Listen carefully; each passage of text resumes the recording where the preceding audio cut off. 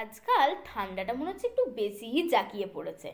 তার ওপর আমার মতো শীতকাতুরে মানুষদের সকালবেলা ঘুম থেকে উঠে লেপের ভেতর থেকে বেরোনোটাই যেন বিরাট চাপের ব্যাপার।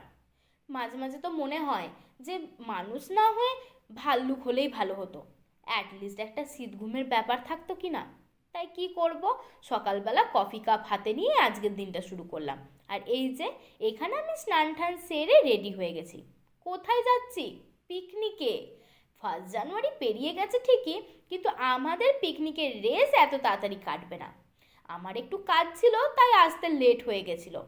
সকাল থেকে মারা তারই তোড়জোড় করছিল।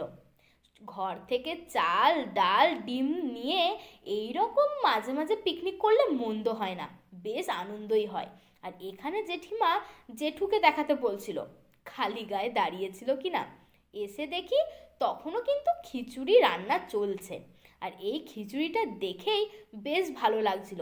বাদাম শীতকালের আনাজ দিয়ে দারুণ করেছিল কিন্তু। কিন্তু আমি খিচুড়ি অত ভালো খাই না। আর এখানে চলছিল ডিমের কারি রান্না। আহা, আমার যে কি ভীষণ ভালো লাগে, তোমাদেরকে আমি বলে বোঝাতে পারবো না। আর যখন ডিমের কারিটা রান্না হয়ে গেছিল, আমার তো দেখেই জিভে জল আসছিল, মনে হচ্ছিল কখন যে খাবো।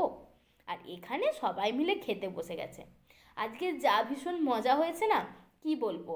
এখানে মাঝে মাঝে এরকম পিকনিক করলে মন্দ হয় না, বেশ ভালোই লাগে। এত আনন্দ হয়, আর সবার সাথে বসে দেখবে খেতেও খুব ভালো লাগে।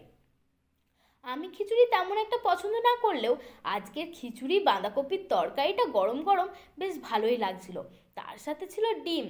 ডিমটা একটু বেশিই পছন্দ বলে একটা ডিমে মন ভরে না, তাই 2টো ডিম নিয়ে নিয়েছিলাম। আর তার সাথে যা ভালো যাচ্ছিল না, আমি এখানে খাবারটা এনজয় করছি।